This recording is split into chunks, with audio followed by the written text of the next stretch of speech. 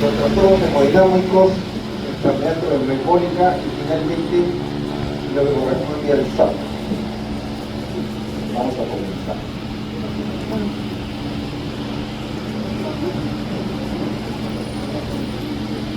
Estos son los temas del día de hoy. Como siempre vamos a hacer mención a algunos aspectos que ustedes ya conocen. Por favor, ya me cierren la puerta, cuando usted cerramos, nadie más entra. Cierren la puerta, por favor.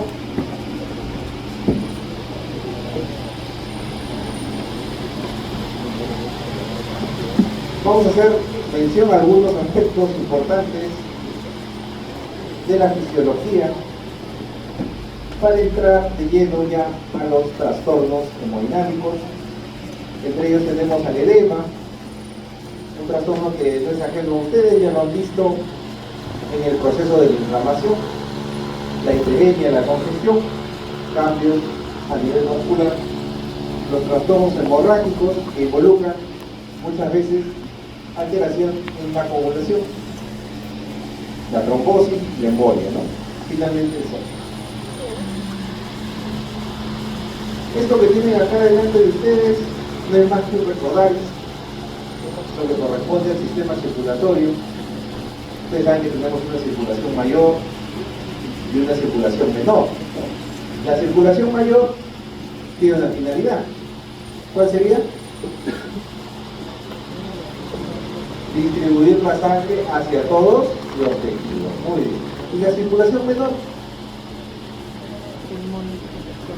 Favorecer el intercambio gaseoso, oxigenar la sangre, ¿no? Entonces, de tal modo que con la circulación menor se renueva, se limpia, ¿no?, el oxígeno, y la circulación mayor lo distribuye, ¿no? Hasta aquí todo parejo. A nivel ultraestructural tenemos un componente muy importante, ¿no? Lo tenemos acá. ¿Qué viene a hacer? Señor, ya está fuera de hora. Paz capilar o la unión arterio-capilar, ¿no? Tenemos acá, a este nivel, los capilares arteriales, los capilares venosos y los capilares linfáticos. Esto en cada tejido, ¿no? Y tiene una razón. Aquí va a llegar el elemento, ¿no?, el oxígeno, los nutrientes, y por la vía de la médula se va a recoger la sangre ya desoxigenada para su renovación, ¿no? Los capilares linfáticos tienen una función regulatoria, ¿no?, para retirar el exceso a través de la línea, ¿no? Y luego tenemos este diagrama en donde vemos las fuerzas del tapping, ¿no?, que mantienen el equilibrio entre el líquido intravascular y el espacio intersticial. Del juego de estas cuatro fuerzas que ustedes ahí tienen, la presión capilar, la presión coloidopónica del plasma, la presión del líquido intersticial y la presión coloidopónica del líquido intersticial, va a surgir el desplazamiento del líquido intravascular, de ese juego de presión, de tal manera que podremos tener filtración cuando la presión de filtración supera los 10 milímetros de mercurio, ¿no? El líquido va a salir hacia los tejidos, ¿no? Se mantendrá el equilibrio cuando esta delta resulta cero, y se reabsorberá más bien, es decir, ingresará líquido al intravascular si es que la presión de filtración es menor, ¿no?, a menos 7 milímetros de mercurio, favoreciendo la salida, el drenaje de los tejidos. Entonces, tengamos en cuenta estas fuerzas para poder nosotros conocer el movimiento del líquido, porque es el movimiento del líquido Y esta tarde, señorita, y no hay movimiento de líquido, tendremos lo que es el edema, tendremos también lo que es la hiperemia, la congestión, ¿no? Vamos a ir viéndolos de a poco. En primer lugar, los edemas. Acá tenemos unas imágenes que ustedes van a tener mayor aproximación el próximo año cuando empiecen a rodar en los hospitales. En el primer caso vemos a nivel de la región facial, ¿qué podemos observar? ¿Qué nos llama la atención de la carita de ese niño? ¿Está con sueño? No. ¿Qué tiene? Los ojitos están cerrados, muy bien. Son semiólogos ustedes, se dieron cuenta que no con los ojitos cerrados. ¿Pero por qué está con los ojitos cerrados? Ah, están hinchados. Ha llorado bastante, seguro. ¿No? No. Tiene un edema a nivel de la órbita, ¿no? El famoso edema periorbital, ¿no? Entonces, es una región en donde podemos ver fácilmente el edema. A la derecha tenemos un varón con un abdomen bastante pronunciado, ¿no? Globuloso, diría yo. ¿A qué se deberá? Toma mucho, dicen por acá. Los conocedores, los chicos. Tiene una, ¿cómo se llama eso? Cuando hay acumulación de líquido en los espacios. Claro, es un tipo de edema, muy bien, pero tiene un nombre particular cuando esté en la cavidad abdominal. ¿Cómo se llama? Ascitis. Es la famosa ascitis. Muy común en ciertos pacientes que tienen un problema a nivel de la presión oncótica, ¿no? Por ejemplo, un paciente que tiene una cirrosis hepática no produce buenas proteínas. ¿Se acuerdan de las fuerzas de Stanley? Tenemos abajo la presión oncótica, el líquido sale. Y se generan esos espacios, ¿no? Esa acumulación en el abdomen. Entonces ahí tenemos una ascitis. Más abajito vemos miembros inferiores.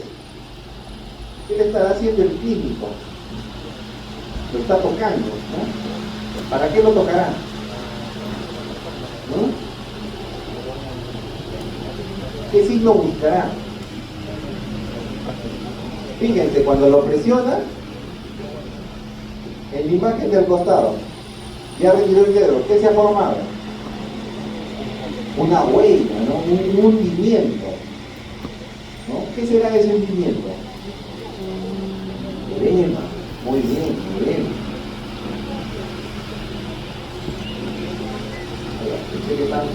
Nos concentramos, dejamos la conversación para todas estas aproximaciones clínicas que ustedes van a entrenarse el próximo año. Tienen que conocer cuál es su fundamento, por qué se origina, ¿no? Acá tenemos dos imágenes antes de pasar a la explicación. Tenemos los clásicos derrames. Siempre decían aquí nuestros abuelitos, ¿no? Ha tenido un derrame pleural. ¿Quién ha escuchado esa frase de sus abuelitos? Ah, muy bien, por ahí atrás, ya. Entonces había un líquido en el pulmón. Y para poder curarlo, le sacaban el líquido, decían, ¿no? Con ayuda de una aguja. Procedimientos que van a hacer cuando sean internos, no va a ser su pan de cada día. ¿Ya? Fíjense, en el corazón también se deposita líquido, ¿no? Famoso derrame pericárdico, sobre todo en pacientes con insuficiencia cardíaca, ¿no? Entonces, como ustedes ven, podemos encontrar edemas a cualquier nivel, ¿no? Algunos son fáciles de objetivar, otros a través de la clínica, ¿no? Y entonces, ¿a qué podemos atribuirle causa al edema? Fíjense, hasta 5 causas podemos tener. Aumento de la presión hidrostática, ¿no? Entonces, hay edemas duros, ¿no? Cuando el corazón se afecta. Por otro lado, si es que caen las proteínas, un hígado enfermo, una cirrosis, un problema a nivel gástrico que nos condiciona, ¿qué cosa?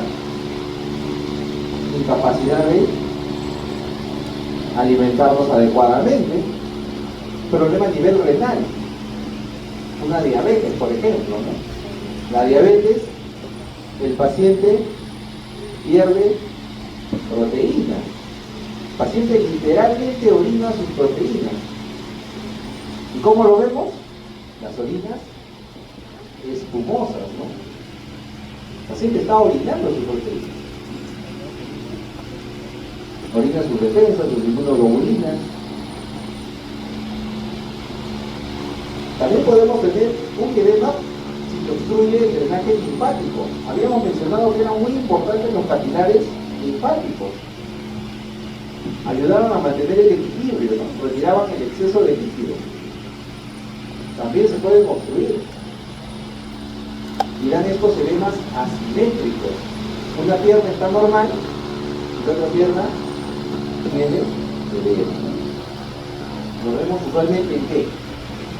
En neoplasias, ¿no? Neoplasias que afectan los vasos linfáticos. Por ejemplo, en el cáncer de mama, ¿alguien tiene algún familiar con cáncer de mama? ¿O ha tenido? Cuando le hacen la cirugía recetan ¿qué cosa? Ganglios axilares, ¿no? Y entonces ese bracito de ese lado ya no tiene su linfático, pues ya no puede drenar bien. Como consecuencia, ese brazo, ¿qué le pasará? Se hincha.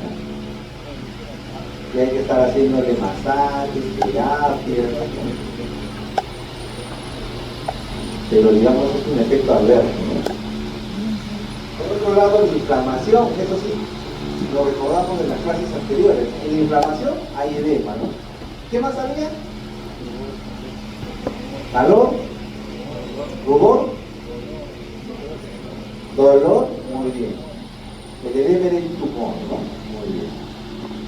Y finalmente, trastornos hidroelectrolíticos, ¿no? Que condicionan la retención de sodio, ¿no? El sodio se retiene, por consiguiente también retiene moléculas de agua, ¿no? Y como resultado, el paciente se edematiza. Fíjense, acá tenemos varias de esas vías de las que mencionábamos. Por un lado, en insuficiencia cardíaca va a aumentar la presión hidrostática capilar. ¿Por qué? Porque el corazón es insuficiente para poder bombear la cantidad de sangre que normalmente bombea, ¿no?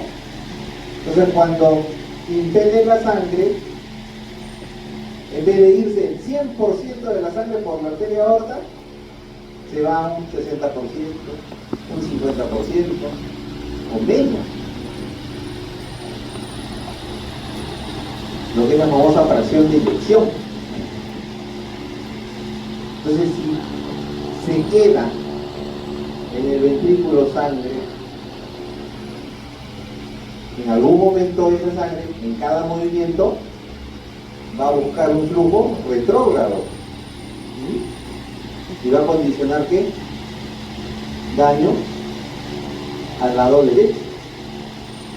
Y del lado derecho, cuando se afecte, ¿qué va a condicionar?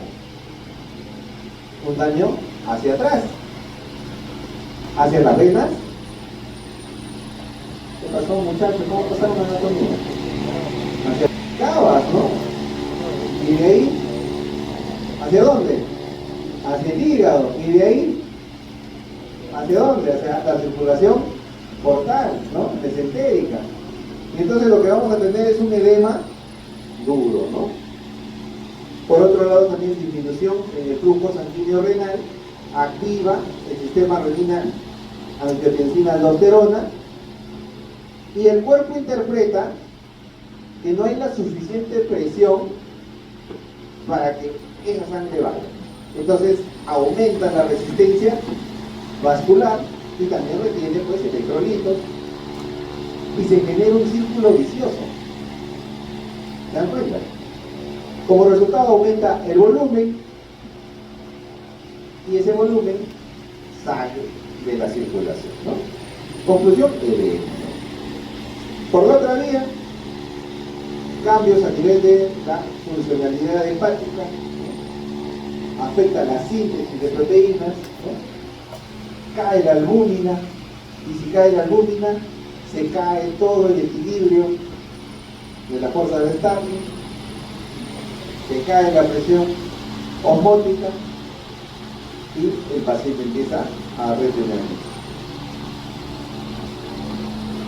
Entonces, en el edema podemos tener dos tipos. Uno del tipo exudado, con alto contenido proteico, células blancas y rojas, en donde vemos acá cómo sale este líquido, y podemos tener también un trasudado, ¿no? En el trasudado tenemos una baja cantidad proteica y escasas células, ¿no? Esto usualmente lo vamos a ver sobre todo en enfermedades que afectan la presión coloidal, cirrosis, enfermedad renal, entre otros. Entonces, esto que nosotros lo entendemos desde el punto de vista teórico, ¿cómo lo visualizamos? ¿Cómo nos aproximamos a eso cuando estudiamos los tejidos? Profesor, ¿cómo veo el edema? ¿No? La gran pregunta. Ya sé que es el edema, quiero verlo, ¿no? Nos hacemos ese interrogante. A nivel macroscópico lo vamos a reconocer con facilidad, ya sabemos de los cambios que han ido ocurriendo, pero a nivel microscópico conviene tener ciertos reparos, ciertos detalles a nivel histológico, ¿no? Uno de ellos, quizá de los más evidentes, tendría que ser un aumento endógeno. Si el líquido se retiene en el intersticio, ¿qué pasará con el intersticio? ¿Cómo se verá? Si en ese intersticio hay glándulas, ¿cómo se verán? Podrían verse más separadas, ¿no? Porque aumenta el espacio intersticial y las estructuras se van viendo más separadas, ¿no? Si está en relación a un líquido inflamatorio, habrá un conteo celular alto, ¿no? Aparte de un espacio intersticial amplio. Entonces, esas cosas nos pueden ayudar. Otro, por ejemplo, el edema, cuando lo vemos en la piel, ¿no? En los tejidos epiteliales, ¿cuál sería el signo? Veríamos los puentes intercelulares, ¿no? Entre célula y célula se verían como rayitas, característico en los epitelios. Otro fenómeno, otro trastorno que ocurre en lo concerniente a los cambios hemodinámicos corresponde a la hiperemia y a la congestión. Dos conceptos en cierto modo opuestos, ¿no? La hiperemia, un proceso activo con gasto de energía, cuya finalidad va a ser el aumento del flujo sanguíneo, se evidencia con un tejido de color rojizo. ¿A qué se debe esa explicación? Se debe a que se incrementa la entrada a nivel de los vasos arteriales, ¿no? Entonces estos vasos, de manera activa, se les estimulan para que aumenten su volumen. Resultado de esto, el tejido se ve enrojecido. ¿En qué casos? Uno de ellos ya lo hemos visto, la inflamación. pero también por necesidades fisiológicas, ¿no? Cuando ustedes hacen ejercicio físico, cuando se van al gimnasio, o cuando hacen deporte, hacen una carrera, ¿cómo regresan? Todos rojos, ¿no? Porque han hecho una hiperemia. Por otro lado, la congestión es un proceso pasivo, no hay gasto de energía y se caracteriza porque el tejido se llena de sangre por una reducción en la salida. Y como esa sangre ya ha sido utilizada, ese oxígeno ya ha sido utilizado, es una sangre con baja concentración de oxígeno. ¿Cómo se suele ver? De un color azulado, ¿no? Por ejemplo, cuando han ido a la zona de sierra, quienes han ido a lo que es el parque Huascarán, Nanca, ¿no? O a las montañas de los 7 colores, Cusco. ¿A qué altura están? 5 metros. Pero ustedes van todos abrigados, ¿no? Con su guante para mantener el calor. Si sacaran el guante, ¿cómo se pondría su mano? Azul, ¿no? Fría. Ya de ese color verían ustedes la congestión. No es el mismo fenómeno, pero para aproximarnos a la coloración, ¿ya? Una coloración azulada. ¿Por qué? Porque al haber un problema en la salida, una obstrucción, el tejido está lleno de sangre desoxigenada y se ve de un color cianótico, azulado, ¿ya? ¿Qué podría estar obstruyendo la salida? Podría haber un problema local, una tumoración. Imaginémonos una tumoración a nivel de la pelvis que comprime los vasos femorales, ¿no? Que vienen de los miembros inferiores, y al comprimirlo, esa pierna se ve edematizada, se ve aumentada en volumen y un color azulado. Hay una congestión, ¿no? ¿Por qué? Porque hay un efecto mecánico que impide la salida. Otro ejemplo podría ser una falla en el corazón. Falla en el corazón derecho, toda la sangre se va hacia atrás, ¿no? También se van a ver los tejidos cianóticos, ¿no? Azulados. Acá tenemos dos esquemas histológicos. Vemos una congestión pasiva en el hígado. Fíjense, en la primera lámina están dilatados los sinusoides. En la segunda, este hígado está aumentado de volumen, ¿no? Encharcado, un color rojo oscuro, ¿no? Y luego cuando vemos el corte histológico, vemos efectivamente que los sinusoides están repletos de matrices, ¿no? Esto cuando hay una falla en el corazón derecho, ¿no? Ese corazón se agranda, produce una hepatomegalia, encharcado de sangre, ¿no? ¿Por qué? Porque la bomba no funciona bien.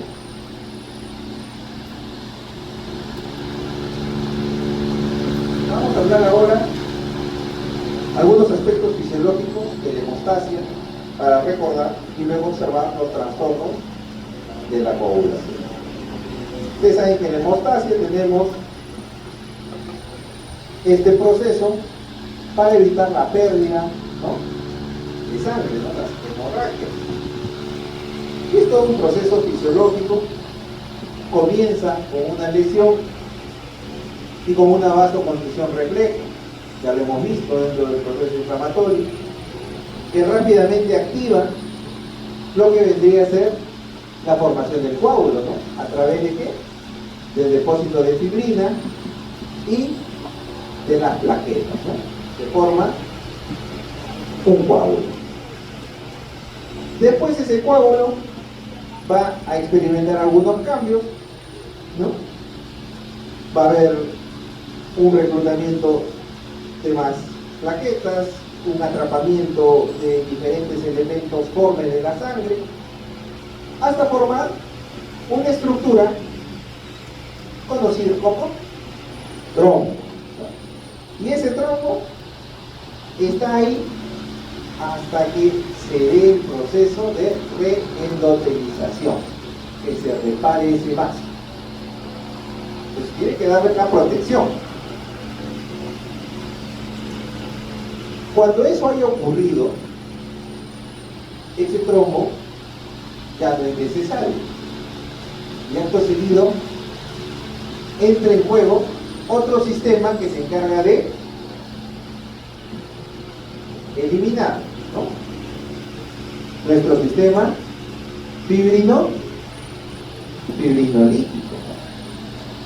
Entonces se dan estos cambios y logramos restablecer el vaso. Ese es un poquito la hemostasia, para que lo tengamos claro. Existe una cascada de factores de coagulación que hemos dicho que están presentes pero no están activos, que requieren la conversión de uno para poder iniciar la activación, ¿no?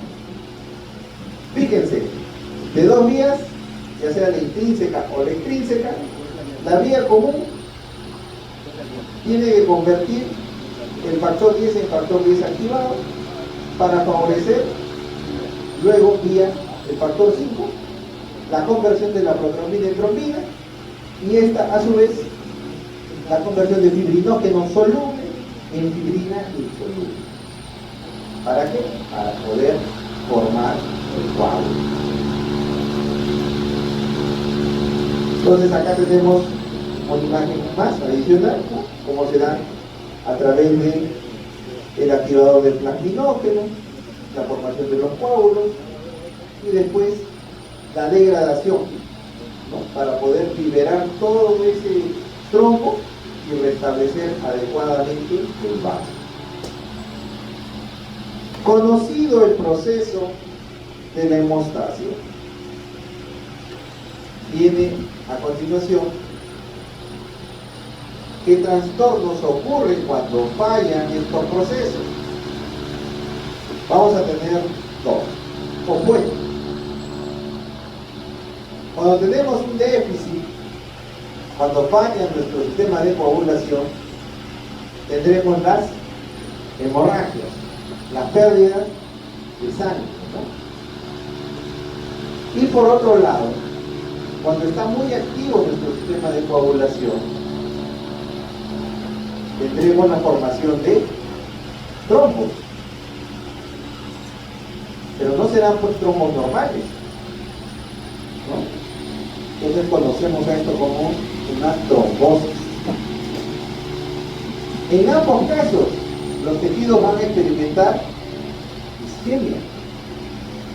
En uno por pérdida, ¿no?, la sangre se va y no llega al tejido que quiere llegar, y en otros directamente por una oclusión, ¿no?, por una trombosis. Vamos a ver primero las hemorragias. Cuando hablamos de los trastornos hemorrágicos tenemos que tener en cuenta a aquellas hemorragias, ¿no?, las pérdidas, donde la alteración puede encontrarse en tres niveles.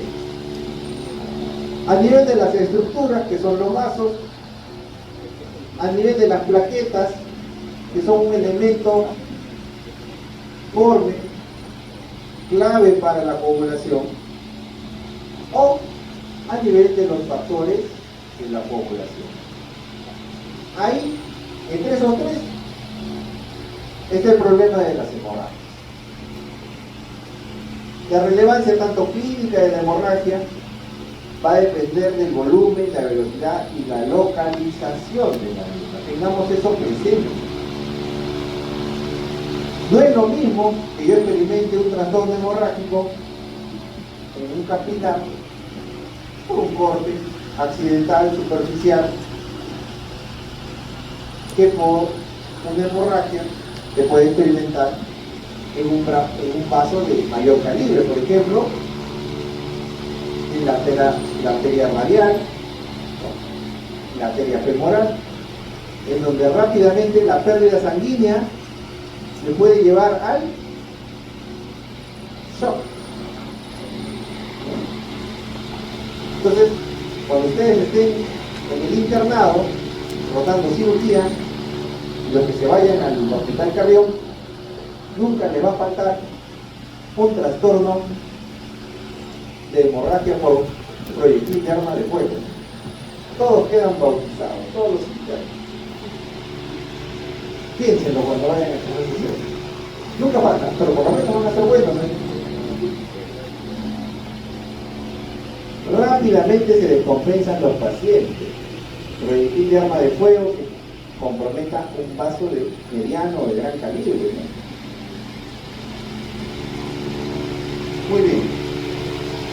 Vamos a tener trastornos hemorrágicos, ya sea por alteraciones de la hemostasia primaria, falla en plaquetas o en factores de coagulación, y estas se van a manifestar de acuerdo a su tamaño. Los clínicos hicieron esa clasificación, nosotros la hemos adoptado, nos parece útil. Petequias de 1 a 2 milímetros de diámetro, púrpuras, son más de 3 milímetros de diámetro, ya hablaremos de equimosis o los moretones, y superan de 1 a 2 centímetros de diámetro. Acá, por ejemplo, tenemos un hematoma. Hay alteraciones de la hemostasis secundaria cuando los defectos son a nivel de los factores de la coagulación. Y tenemos también, acá a la derecha, la hemartrosis, que es la acumulación de sangre a nivel de la rodilla, ¿no? Un proceso relativamente frecuente en pacientes con hemofilia, ¿no? Entonces, esos pacientitos usualmente hacen este tipo de lesiones. Puede haber alteraciones generalizadas que pueden afectar vasos pequeños, ¿no? Enfermedades sistémicas con manifestaciones a nivel de vaso pequeño. A la cabeza, la vasculitis. La vasculitis se dice que es una lesión de aspecto purpúrico, ¿no? Y que es palpable. Pasamos nuestro dedito, vamos a sentir una elevación. Y se visualiza como en la imagen que tienen en la izquierda. Todas esas elevaciones son básicas, que se han dilatado y son palpables. Algunos con fluido. Las equimosis también son lesiones que se evidencian a nivel de la superficie cutánea. Eso en cuanto a los trastornos hemorrágicos. Vamos a ver ahora a los trastornos en donde hay una obstrucción. Las trombosis. Quiero que ustedes se aprendan ese triangulito. Siempre vienen los exámenes de distintas formas, pero siempre vienen, que es el origen de los trombos, ¿no? Donde los trombos se originan por 3 componentes, ¿no? Tiene que haber una lesión endotelial. Esto es una pérdida de continuidad en el epitelio endotelial. Debe haber una alteración en el flujo de la sangre. Esto es cambios en la hemodinámica, en el movimiento de la sangre. Vamos a ver ahora cómo se da. Y debe haber un trasfondo a nivel de la coagulación. Debe haber problemas en la coagulación. De tal manera que se genere un ambiente hipercoagulable. Entonces, estos tres componentes tienen que estar presentes. ¿Ya? A ellos se le conocerá como la triada de Birkhoff, ¿no? Vamos a ver primero en el endotelio qué ocurre. El endotelio es responsable de la homeostasis vascular. Ya sabemos que secreta una sustancia, ¿cómo se llama? El óxido nítrico, ¿no? Pero también secreta endotelina, ¿no? También forma parte de lo que debería ser la fisiología del vaso, y asimismo se puede afectar por quiénes, por los famosos radicales libres, ¿no? Entonces, fíjense, cuando hay un daño a nivel del endotelio, se activa la cascada de coagulación, condiciona que hay un estado de hipercoagulabilidad, y asimismo ese estado de hipercoagulabilidad va a generar el depósito de plaquetas de fibrina, favoreciendo el origen de una placa aterosclerótica. En una persona con sus valores normales de LDL no tendremos problemas, ¿no? Formará su coágulo, cumplido su tiempo, será disuelto. Pero ¿qué pasará en el contexto de una persona que tiene LDL triglicéridos altos? Cuando se forme esa placa, ¿qué va a arrastrar? Esos elementos. Vamos a ir formando una placa aterosclerótica. Entre los mecanismos que se proponen para explicar este estado, se cita principalmente el estrés oxidativo, la inflamación crónica. ¿Cómo se afecta ahora el flujo? Ya hemos visto cómo se afecta el endotelio. Vamos a ver cómo se afecta ahora el flujo. Siempre y cuando el flujo sea laminar, esto es, un flujo con un vector de movimiento constante y continuo, el vaso no va a sufrir cambios, no va a sufrir fuerzas, ¿no?, que choquen en sus paredes. Pero en el contexto de la formación de un trombo o el depósito o la formación de una placa, o si incrementamos parte de la que es la fuerza contráctil, o reducimos, ¿no?, lo que vendría a ser el calibre de las arterias, podemos generar situaciones que van a modificar ese flujo laminar, y ya no lo harán laminar, sino será turbulento. Todas las fuerzas que convergen ya no están alineadas, tienen vectores, ¿no?, de desplazamiento diversos. ¿Eso qué conduce?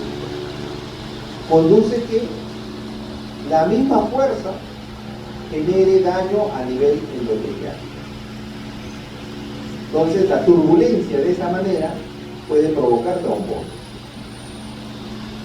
Y por último, ¿qué pasa cuando la sangre no se mueve? Habíamos puesto el ejemplo cuando tomábamos una fracción en el laboratorio. Cierra por favor, doctor. Y dejábamos esa sangre en un tubito de ensayo. ¿Qué le pasará a esta sangre? ¿Se coagulará o no se coagulará? Lo normal es que se coagule si no se mueve.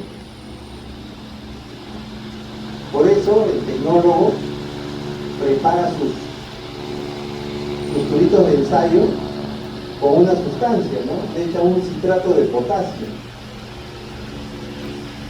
para que cuando le tomen la muestra a los pacientes a las 8 de la mañana y cuando acabe el turno de extracción a las 9 de la mañana, esa sangre se esté moviendo. Y de esa manera evita que se coagule. ¿Se dan cuenta? ¿Por qué los paquetes de sangre entera están en esos equipos en donde se mantiene movimiento la sangre? Porque si la dejamos tranquila se coagula. El éxtasis provoca trombosis, favorece la coagulación. Entonces rápidamente me pongo a pensar, estoy echado, no hay movimiento, ¿tengo más riesgo de hacer trombosis o no? Claro que sí. Por eso una indicación en los pacientes posoperados que forzosamente están echados en el primer día, ¿qué hacen? Les vendan las piernas para aumentar la resistencia. En algunos casos le elevan sus piernitas. Y al segundo día, ¿qué le dicen? A caminar. Primer día reposo absoluto, segundo día a caminar en su cuarto. Para evitar qué cosa? Trombosis. Entonces ya sabemos, la turbulencia y el éxtasis provocan trombosis. Finalmente tenemos los famosos estados de hipercoagulabilidad. Defectos que pueden ser primarios cuando se involucran los genes que sintetizan estos factores, ¿no? Tenemos varios, algunos comunes, otros raros y otros muy raros. Bien harían en repasar el cuadrito, perdón. Podemos preguntar por acá. Primero tenemos aquellos estados de hipercoagulabilidad secundaria. Fíjense de lo que les contaba. Prolongado descanso en cama o inmovilización. Infarto de miocardio, fibrilación auricular, cáncer, prótesis valvulares, coagulación intravascular diseminada, síndrome antifosfolipídico, etc, etc. Cualquiera de esos puede ser su casito. Repasemos nuestros factores. Otros factores que aumentan el riesgo de la trombosis, las cardiomiopatías, los síndromes nefróticos, estados hiperestrogénicos, ¿no? El abuso de los métodos anticonceptivos hormonales aumenta el riesgo de trombosis. Mucho ojo con eso. Cada 5 años hay que revisar y cambiar de método, ¿no? Hay gente que se pone su implante y no lo ven al ginecólogo en 10 años, se desaparecen. Y dicen, doctor, me ha aparecido las famosas varices, ¿no? En las piernas, en el abdomen, ¿no? ¿Qué está pasando? Estado de hipercoagulabilidad. Ahora sí, las trombosis. Bueno, ya habíamos dicho, son lesiones que se producen por el depósito, ¿no? De plaquetas, fibrina, diversos elementos a cualquier nivel del sistema cardiovascular. Su tamaño y su forma va a depender del lugar donde se formen o se originen, ¿no? Acá tenemos dos imágenes, ¿no? Primero, a nivel de un corazón, en donde ha habido trombos a nivel de los vértices. ¿Y por qué se producirán ahí? Para que se forme un trombo, que hemos dicho que tiene que ocurrir 3 cosas: lesión endotelial, ¿qué más? Estado de hipercoagulabilidad, ¿qué más? Y alteración del flujo. Fíjense en la base, la sangre se esposa. Seguro el corazón de ese paciente, que debería contraerse completo y expender toda la sangre, no está contrayéndose completo, ¿no? Tendrá una discinesia ahí. Habrá habido un infarto anterior, ¿no? Habrá una falla estructural, una cardiopatía dilatada. El efecto neto es que se empoza la sangre y no sale. El corazón se contrae, pero queda un remanente. Entonces, ese remanente puede hacer trombo. Y en un momento dado, se disparan. Ya cuando se disparan cambian, ojo, llevan otro nombre, ya ahorita lo vamos a ver. Morfológicamente los trombos arteriales van a evidenciar un crecimiento retrógrado, mientras que los trombos venosos van en dirección al flujo, ¿no? También se pueden ver las famosas líneas de Sand, que son estas líneas que se forman entre el depósito de las plaquetas, la fibrina, los elementos de la sangre, como son los hematitos. Se van intercalando y se van formando estas famosas líneas de Sand. Acá tenemos una imagen con la evolución del trombo, ¿no? Hemos dicho que en un momento dado la lesión endotelial favoreció el depósito, la formación del coágulo. De ahí quedan dos caminos. Bien se restablece todo, un paciente que no tiene ninguna comorbilidad, se reendoteliza todo y que aquí no pasó nada. O bien, es un paciente que tiene diversas alteraciones, ¿no? Este trombo va aumentando el tamaño, va depositándose constantemente nuevo material, a tal punto que puede llegar a ¿qué?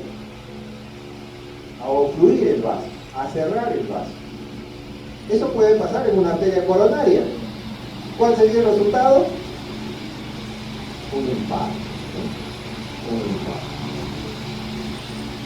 Bien podría ser que este trombo que se ha propagado, que ha crecido, sufra una embolización. Ya de por sí tener un objeto que obstruye el flujo lo hace pasible de tener algún tipo de desprendimiento por la turbulencia. En algún momento dado se puede desprender la parte superior y ya tenemos esto de acá, tromboémbolo. Émbolo es todo lo que viaja, lo vamos a ver ahorita. Como su origen es un trombo, émbolo. También podría ser que se organiza ese trombo, ¿no? Sobre todo en el contexto de ciertas placas ateroscleróticas, o bien podría recanalizarse, ¿no? Al final los elementos de la sangre buscan atravesar la montaña, ¿no?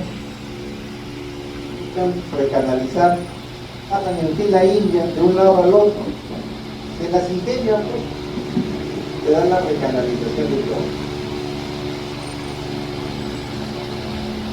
Dentro del contexto de la trombosis tenemos a una entidad que se llama la coagulación intravascular diseminada, ¿no? Aparece de manera súbita e insidiosa la formación de trombo de fibrina, masivo, no en un solo lugar, masivo. Se activan los mecanismos fibrinolíticos, ¿no? Y al final, ¿a qué nos va a llevar? Si constantemente se forma un trombo, constantemente tenemos que disolverlo, llegamos a agotar, nos agotamos en nuestros factores y se produce una coagulopatía de consumo. Nos deja a merced de ¿qué? De hemorragias, ¿no? De infarto. De eso es lo que al final fallecen estos pacientitos con coagulación intravascular diseminada. Eso eran los trombos. Vamos a ver ahora los émbolos. Se conoce como émbolo a cualquier masa sólida, líquida o gaseosa, tengámoslo presente. que se transporta por la sangre de un punto A un punto B, desde su origen hacia su lugar de destino. Virchow ya en 1848, casi hace 180 años aproximadamente, usó este término para describir objetos que se alojaban en la circulación y obstruían la sangre. En ese entonces el émbolo que más se veía era el émbolo de origen trombótico, ¿no? Casi era, ¿no?, la continuación del mismo fenómeno. Se forma un trombo, se desprende, émbolo. Pero vamos a ver que puede ser otros sus orígenes. De tal manera que la embolia se reconoce hasta 5 tipos de embolia. Embolia pulmonar, tromboembolia sistémica, embolia grasa, embolia aérea y embolia de líquido amniótico. Vamos a ver cada una de ellas. Embolia pulmonar. El origen, trombosis venosa profunda, ¿no? En el 95% de los casos que tengamos pacientitos con embolia pulmonar, ¿dónde tenemos que buscar el origen? Miembros inferiores, ¿no? Trombosis venosa profunda. También podría ser en algunas zonas del abdomen, la pelvis, si tuviese alguna comorbilidad. Vía a través de la circulación derecha hacia la arteria pulmonar. Ese es el recorrido que hace ese émbolo. Forma, es múltiple. Se desprende un trombo en varios fragmentos. Cada fragmento llegará a un punto distinto. Y la presentación es recurrente. Entonces acá fíjense, aquí viajó un trombito, llegó una carina a una bifurcación y la obstruyó. El tejido que debía recibir sangre quedó aislado, ¿no? Un isquemia, obstruido por un tromboembolia. Tromboembolia sistémica. Aquí los trombos surgen a nivel del corazón. Son trombos murales intracardíacos, 80% de las veces. Y la vía de circulación es diferente. Esta es sistémica. Surgen en los ventrículos y salen hacia la circulación sistémica. ¿Dónde se afectan? ¿O qué zonas se afectan, no? Si algo sale del corazón, acá va a tener el mayor calibre. En la aorta también tiene buen calibre. Pero conforme vaya alejándome, el calibre se va reduciendo. ¿Quiénes se afectan? Miembros inferiores, encéfalo. Todo el sistema circulatorio cerebral. La presentación recurrente también. Tenemos embolia grasa y de médula ósea. Origen: fractura de grandes huesos. Por ejemplo, en los policontusos, politraumatizados, aquellos que sobreviven a los accidentes de tránsito. Y estamos contentos porque dicen, solo se fracturó un par de huesos, ¿no? No se dañó la cabeza, no se dañó los pulmones, el hígado. Estamos contentos, no se fracturó los dos fémures. Lastimosamente esos pacientitos tienen un gran riesgo de ¿qué? De embolia grasa, pues muchachos. ¿Qué habíamos dicho? La médula ósea que contenía dos tipos, ¿no? La médula amarilla era grasa y la médula roja, ¿no? Que son los elementos, células madres que producen o regeneran todas las células bordes de la sangre.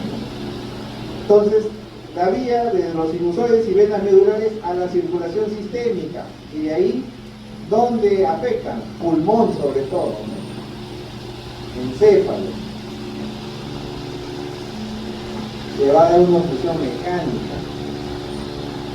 Pacientito va a fallecer, fallece de tromboembolia masiva pulmonar. Le meten oxígeno por gusto. Está obstruida la circulación. No va a haber intercambio. Así que mucho ojo con los pacientitos fracturados, esa es la moraleja. Embolia aérea. El origen, la formación de burbujas de aire que van a coalescer dentro de las arterias. Se da en la circulación venosa, a nivel del ventrículo derecho y la circulación pulmonar. ¿Dónde se observa mucho esto? En aquellos que practican buzo, ¿no? Conforme vamos descendiendo en las profundidades van cambiando las presiones. Y en nuestra circulación también tenemos disuelto ¿qué cosa? Nitrógeno, pues. También hay oxígeno, pero también hay nitrógeno. Conforme vamos descendiendo, va entrando más. Si ascendemos rápidamente, se va a dar un fenómeno de descompresión. Y todas esas pequeñas burbujitas empiezan a coalescer. Y luego tienes obstrucción por este gas que se ha formado, ¿no? Por eso muchas veces cuando estos profesionales que hacen su marinismo regresan, rápidamente van a una cámara de descompresión, ¿no? Cámara hiperbárica, muy bien. Y una vez que ya cumplen el tiempo, salen, ya no hay ese riesgo, ¿ya? ¿Cómo se manifiesta clínicamente? Disnea y dolor muscular, ¿ya? Finalmente tenemos la embolia de líquido amniótico. Sí, señores, también puede ser una embolia por un líquido. El origen, el líquido amniótico que ingresa a la circulación materna. ¿Cómo ingresa? El trabajo de parto distóxico, prolongado. Mucho ojo cuando estén en sus partos, cuando estén en el internado, atendiendo los partos, cumplan con los tiempos del expulsivo, del alumbramiento, del manejo activo de la placenta, para evitar que el líquido amniótico ingrese a la circulación. Cuando están en las cesáreas también hay que tener cuidado. ¿Qué puede ocurrir cuando este líquido ingresa? Se va a afectar la circulación derecha, a nivel pulmonar, a nivel encefálico. Va a ser igualito en cuanto al mecanismo, a la idea de una embolia grasa. La paciente va a estar con su bebé de lo más feliz y de pronto disnea súbita, no puede respirar, así le abran la llave de oxígeno. Los vasos pulmonares están obstruidos con este líquido amniótico, que no es solo líquido, entiéndase, es líquido más células del corio, una parte de las membranas amnióticas, todo eso obstruye.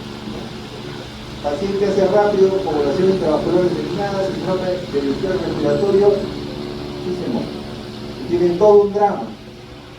Un bebé recién nacido y una muerte materna, ¿no? Ergo, hay que manejar adecuadamente el periodo, digamos, el momento del parto, ¿verdad? Muy bien. Infartos se dan en el contexto de las necrosis isquémicas causadas ¿por qué? Por la obstrucción de la vascularización arterial. Morfológicamente se conocen, ya sea por su color, pueden ser infartos rojos o infartos blancos, si es que están asociados o no a procesos infecciosos, ¿no? Infartos sépticos, infartos asépticos. Por el color tendremos los infartos rojos, fíjense acá, hay una oclusión venosa, o sea, problemas en la salida. Los tejidos son laxos, usualmente se ven tejidos que tienen doble circulación. Hay la historia previa de una congestión pasiva, y al recuperar la circulación en los tejidos que tienen necrosis. En el caso de los infartos blancos, como su nombre lo dice, en un punto dado de la circulación se obstruye y todo desde ese vértice hacia el territorio que irriga pierde la circulación, muere, y tenemos esta forma, ¿no? Tejido isquémico pálido. Usualmente lo vamos a ver en tejidos de gran densidad que tienen circulación térmica. Los infartos sépticos van a ocurrir en el contexto de una zona de necrosis en áreas en donde se forman unas vegetaciones, sobre todo en las válvulas protésicas o en las válvulas dañadas de un paciente, ¿no? A nivel cardíaco se van depositando muchas veces estos microorganismos que ingresan por vía sistémica, ¿no? Por vía oral, ¿ya? Se ha descubierto que hay una relación entre algunos gérmenes de la cavidad oral y la formación de estas vegetaciones cardíacas. Mucho ojo con eso. Dentro de los factores que condicionan el desarrollo de un infarto, no olvidemos estos cuatro: la naturaleza del riego sanguíneo, la velocidad en que se ocluye el vaso, la vulnerabilidad del tejido a la hipoxia. No va a ser lo mismo ocluir un vaso,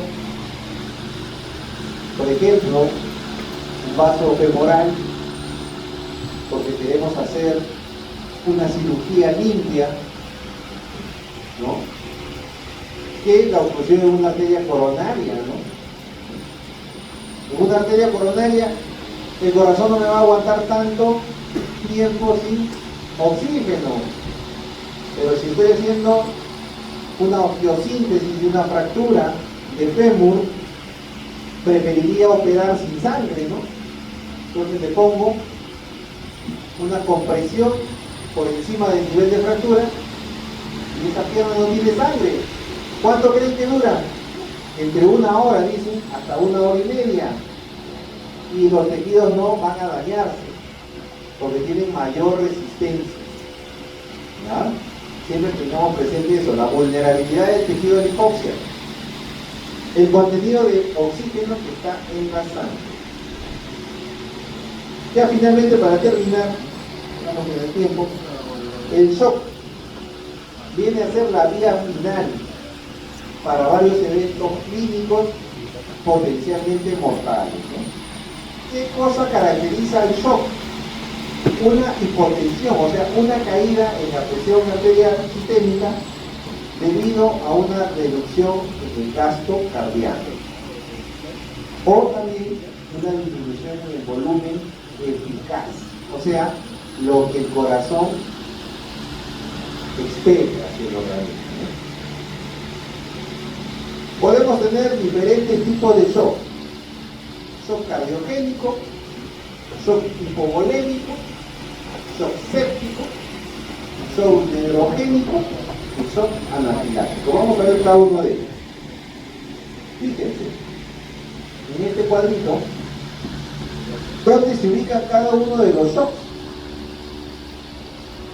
Si hay un problema a nivel de la precarga, ¿no?, que compromete el volumen intravascular por hemorragia, tendremos el famoso shock hipovolémico, ¿no? Paciente que ha sufrido una lesión con proyectil de arma de fuego, está desangrándose, ¿no?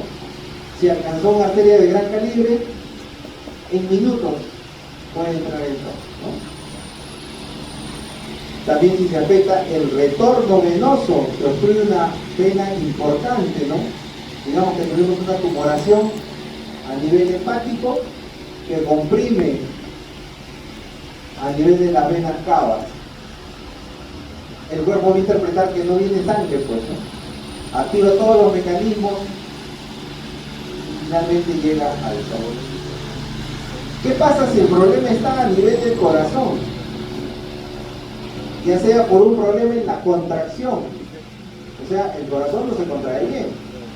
Podría ser un problema a nivel de la conducción, ¿no? Infarto miocardio, ¿no? O shock cardiogénico, falla el corazón, arritmias, fibrilación ventricular, ¿no? Bloqueos de rama, todo eso puede condicionar falla en la bomba, ¿no? ¿Qué pasa si ocurre a nivel de la postcardia? Si la resistencia de todos los vasos está incrementada, hay una vasoplejía, ¿no? Algo desencadenó un proceso por el cual los vasos se cerraron, no se abren. A pesar de la fuerza que pueda hacer el corazón por intentar hacer pasar la sangre. ¿Dónde se ve esto? En el shock C. En general, la caída de la presión arterial condiciona una caída en la perfusión y esto provoca un hipoxia muscular y esto daño a nivel celular, ¿no? Sobre todo a nivel mitocondrial, a nivel de membrana, por la liberación de especies reactivas de oxígeno. Fase del shock. Primero va a haber una fase inicial, no progresiva, al inicio del trastorno. Luego tendremos una fase en la que van comprometiéndose más órganos y sistemas, y finalmente una fase irreversible, en donde así hagamos todo lo que hagamos, ya no tiene sentido, ¿no? Muchas veces suele pasar eso, ¿no? A veces no actuamos en los tiempos adecuados, ¿no? Nuestra velocidad de respuesta no es la mejor y el paciente llega ya en fase de shock irreversible con daño multiorgánico, ¿no? Y los clásicos que llegan en estado crítico, ¿no? Y al día siguiente fallecen, ¿no? Ya estaban, simplemente estaban manteniéndolo con inotrópicos, forzando para que ese corazón empujara, pero ya hay daño múltiple, renal, hepático, pulmonar. Veamos cómo el shock afecta a los diferentes órganos. Tenemos a nivel pulmonar, va a alterar la ventilación-perfusión, provocando hipoxemia. Incrementa la permeabilidad capilar, provoca edema a nivel intersticial, edema a nivel alveolar, lo que aumenta, ¿no? O dificulta, mejor dicho, la ventilación-perfusión, ¿no? Está ocupado el espacio alveolar, desencadenando un síndrome de distrés respiratorio agudo. A nivel renal, habíamos dicho ya en la clase anterior, el tejido tubular es un tejido sensible a la hipoxia, rápidamente hace necrosis tubular aguda, y eso que va a provocar obstrucción a nivel de los túbulos. El riñón podrá estar formando orina y no sale con la orina. La famosa oligoanuria, no hay orina. Entonces, si no hay orina, no se eliminan los productos del desechos nitrogenados. O sea, tenemos una azoemia. Se eleva el nitrógeno, se eleva la urea. ¿Qué va a pasar en el sistema nervioso central? Encefalopatía urémica. Pues. Pacientito ya no habla, doctor, hace 2 días no habla. ¿Está orinando? No tiene ni una gota.